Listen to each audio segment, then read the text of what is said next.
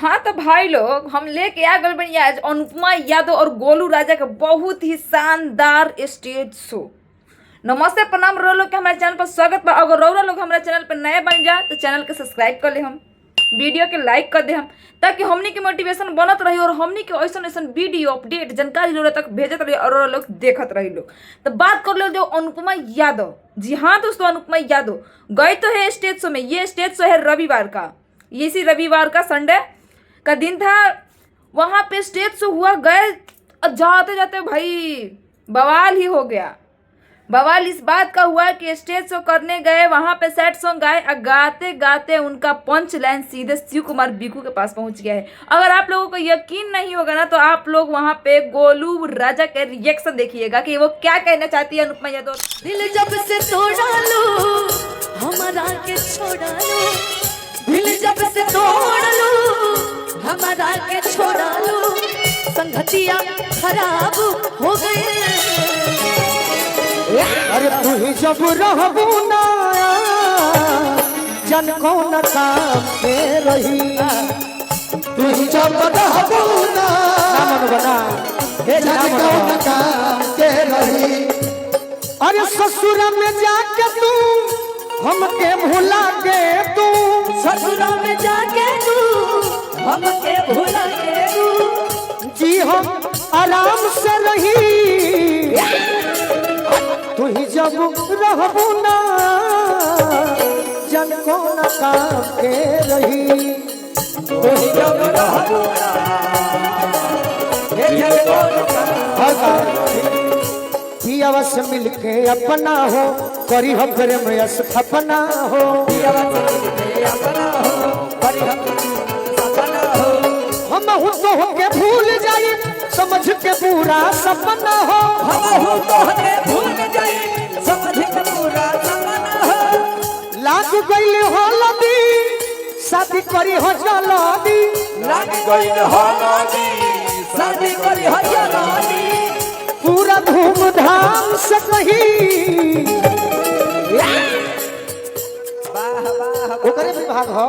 तोहरा मोहब्बत में जिंदगी खराब हो गई,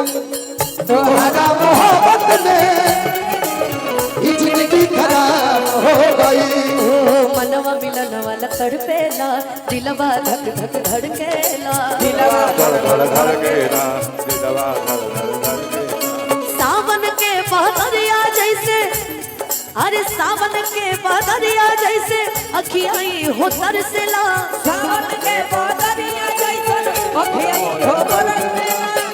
जुल्मी जमाना मारे रोज ताना, जुल्मी जमाना मारे रोज ताना, जिया लोग मोहाल हो गए तहरा मोहब्बत में, पगली के हाल हो गए तहरा मोहब्बत में, पगली के हाल हो गए। प्यार पप्पा हरा बाटे बाटे बाटे प्यार पप्पा हरा बाटे मिले कोई सजाई। पवन सिंह जी के सभे माने लगे, हाँ जी पुराना गीत कम लोग के याद बा। हाँ हाँ तोड़ पे जिया हम हो रत्ना हिया, एकर लय के जवाब ना गीत हो। प्यार पप्पा हरा बाटे अरे मिले कोई सजाई, कह दी हो ये बदला हमारा जानू से जाई, हमारा जानू से जाई हो, हमारा जानू से जाई हो, हमारा जानू से जाई हो। तहरा मोहब्बत में जिंदगी खराब हो गई, तहरा मोहब्बत में खराब हो गई। यो पहलवान सर के मास्टर में पिजावो तरे कबेले कि तू लोग गालो हम बीच में मारो वैसन के मैं जाने फेल के जीवो कबेले धार धारा होता है कि बन के माली जवने तू सिचला प्रेम के बगिया हो, जखमी जितेंद्र जरला धरमला तू ही आ गया हो,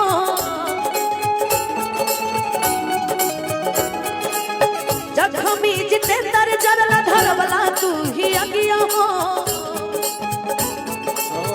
अगिया हो तोहरा अनुपमा के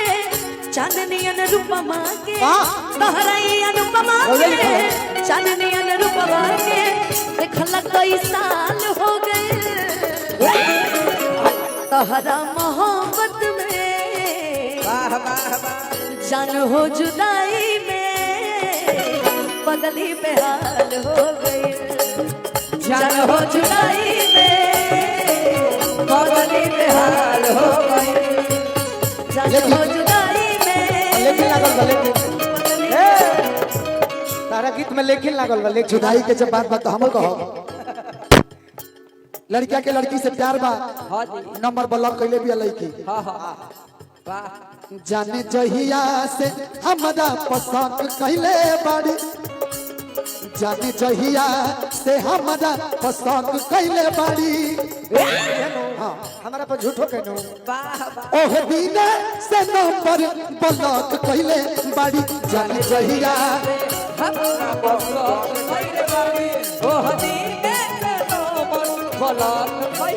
हीरोइन हो हीरोइन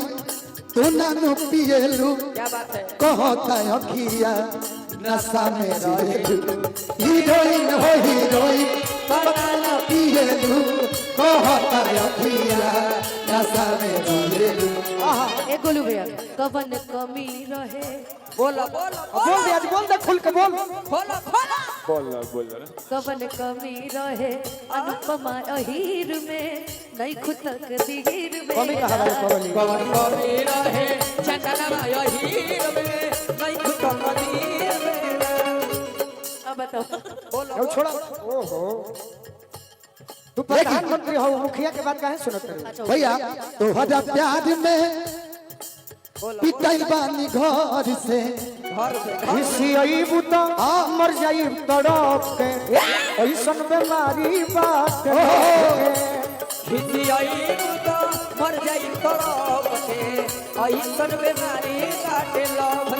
हानि आवा छेद वाली छत टॉप छत वाली बाप रे बाप कैसियर का बड़ा टाइट बड़े भाई हानि आवा छत वाली छत टॉप के बाकी सबसे 20 लाइन है रहे कौन कमी रहे ठीक कहलू अरे बाबू हो कवन कमी रहे अनुपमा अहीर में नहीं खुद तक दीर में ये जान प्यार नहीं के लिखल हाथ के लकीर में नहीं खुद तकदीर में अक्सर ई होला के हो अरे हंसे के गुरु बेला झूम कली हो प्रेम के भी लीला कुछ अजीब बा और बोलो भैया हो बेवफा भी कहबी कैसे अरे मासूम यार के ये देखिए अनुपमा भगाबाज अपन ही नसीब बा हो सीख ले अब हम भी क्या बात है हो सीख ले अब हम भी गम में हंसे के यादा अब जिए के पड़ी पीरतिया के तीर में नहीं खुद तक तीर में ये जान प्यार नहीं के लिखल हाथ के लकीर में नहीं खुद तकदीर में जाएगा तो भाई लोग है वीडियो देख के तो समझ में आइए गई होई आखिर गाना तो गावता लोग गावते गावते पहुंच जाता लोग शिव कुमार बीकू के पास कहे कि शिव कुमार बीकू बरन बड़ा मासूम बरन दागा ना ऊ देले बरा ना दागा अनुपमा यादव देले बड़ी लोग के किस्मते दागा दे देले बालो का कहल जाओ अब अनुपमा यादव भी हार चुकल बारी आ ई लोग के विवाद के वजह से लोग मजा लेवता लोग ई विवाद के बहुत ज्यादा ही अफवाह उड़ावता तो भाई लोग हमार वीडियो हो सके तो ज़्यादा से ज़्यादा शेयर करम लोग ताकि सब केहू कहीं कन्फर्म हो जाए कि अनुपमा यादव के दिल में भी अभी शिव कुमार बीकू के जगह बा और ये लोग हो सके तो एक हो भी जाइए लोग लेकिन क्या करल जाए लेकिन किस्मत जो होता है ना अमीर को गरीब बना देता है और गरीब को एक रातों रात एकाएक अमीर भी बना देता है। किस्मत किसी का नहीं होता है, कब किसके पास कब कौन सा किस्मत चले जाए किसी को नहीं पता है। आज हम गरीब है तो कल को अमीर हो सकते हैं, आज हम फकीर है तो कल के फकीर चंद्र हो सकते हैं। अब इसमें कोई कहने वाली बात नहीं होती है, किस्मत का सब है, सब किस्मत का खेल है, जैसा कर्म करोगे वैसा फल पाओगे, वही हाल है। तो भाई लोग हमारी वीडियो पसंद आए तो लाइक कर दे हम लोग, चैनल के सब्सक्राइब कर दे हम लोग, और कमेंट करके जरूर बताएं हम लोग का हमारे वीडियो रो लोग के अच्छा लागल या ना। तो मिलत नहीं रो लोग के हम अपना नेक्स्ट वीडियो में, जब तक खातिर जय श्री राम, हर हर महादेव।